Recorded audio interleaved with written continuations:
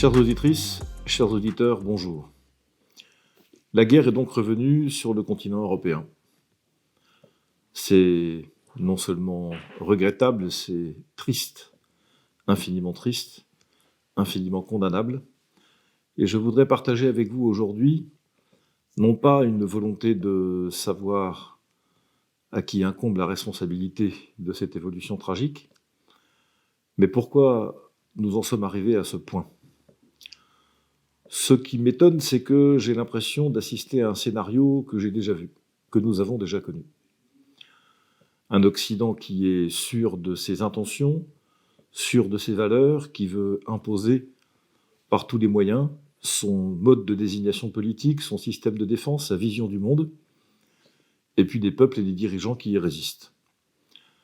Nous avons vu ça lors des différents printemps arabes, nous avons vu ça dans des interventions occidentales en Libye, en Syrie, dans d'autres endroits du monde, en Afghanistan sans doute, parfois pour des raisons acceptables, parfois pour des raisons beaucoup plus discutables, toujours en tout cas avec le même résultat, un échec total des interventions occidentales et une aggravation de la situation pour les peuples que nous avons prétendu secourir. Aujourd'hui, le scénario est tout de même un peu différent. J'ai souvenir qu'au moment de la dissolution du pacte de Varsovie, des promesses avaient été faites aux dirigeants soviétiques que jamais l'OTAN ne s'élargirait vers l'Est.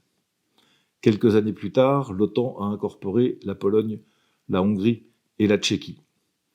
J'ai souvenir qu'au sommet de l'OTAN de Bucarest en 2008, les conclusions de ce sommet invitaient les bras ouverts la Géorgie et l'Ukraine à entrer dans le giron de l'OTAN. Le jour même ou le lendemain, Vladimir Poutine avait dit « ça n'arrivera pas et nous ferons tout pour que ça n'arrive pas ». Il y a quelques années, 2 ou 3 ans peut-être, dans un sommet international, Vladimir Poutine a fait cette déclaration que nous devrions avoir dans les oreilles. Notre tort a été de trop vous faire confiance, votre tort a été de vouloir en profiter. Et nous sommes arrivés à ce point de blocage pour une raison simple. La Russie considère que l'entrée de l'Ukraine dans l'OTAN est une menace de ses intérêts stratégiques et de son intégrité territoriale.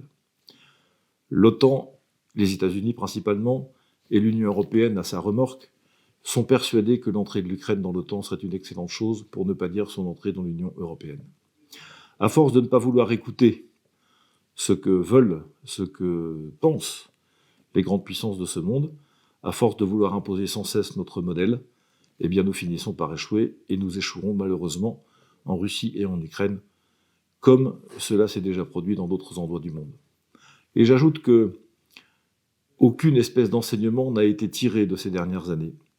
À l'occasion des premières déstabilisations de l'Ukraine dans les années 2012-2014, puis de ce qui s'est passé en Crimée et au Donbass, nous avons pris des sanctions, nous la France, contre la Russie avec d'autres États européens. Avez-vous l'impression que ces sanctions ont beaucoup effrayé les Russes ? Avez-vous l'impression qu'elles ont été efficaces ? Qu'elles ont empêché la Russie de se développer, de faire croître son industrie, de diversifier sa production agricole, autant d'éléments qui sont aujourd'hui entre les mains des Russes. Avez-vous l'impression que les Russes ont été empêchés de déployer leurs industries de défense et leurs systèmes de défense contre ceux qui pourraient menacer leurs intérêts ? La réponse est non, évidemment que non. Faute donc d'avoir pu apporter la garantie aux Russes que l'Ukraine n'entrerait jamais dans l'OTAN, qu'elle serait un pays neutre, eh bien cette guerre a démarré. Oh, il est probable que la responsabilité de M. Poutine a déclenché le feu en Ukraine est la plus lourde dans cette affaire. Mais n'oublions pas, et ne tombons pas dans le scénario si facile qui consisterait à dire qu'il n'y a qu'un coupable et que le coupable est forcément le méchant dictateur que certains, je parle d'Hillary Clinton, avaient comparé il y a quelques années à Hitler lui-même. Et pour finir, malheureusement pour nous, Français, cette guerre sera l'occasion, d'ailleurs il a commencé à le faire pour Emmanuel Macron, de rappeler la nécessité d'une souveraineté européenne, d'une fourniture énergique européenne, d'une défense européenne, autant de choses dont on sait qu'elles ne fonctionneront jamais, qu'elles ne verront pas le jour et qui n'auront qu'un seul effet. Mes chers amis, continuez d'affaiblir notre pays et notre peuple. Et dans l'histoire, à la fin de cette guerre, et j'espère vraiment qu'elle sera courte, nous aurons perdu encore un peu davantage de notre crédit, nous aurons dépensé beaucoup d'argent pour acheter notre énergie, nous aurons perdu encore un peu de notre indépendance, Tout cela pourquoi? Je ne le sais pas. Merci de votre attention. À vendredi prochain.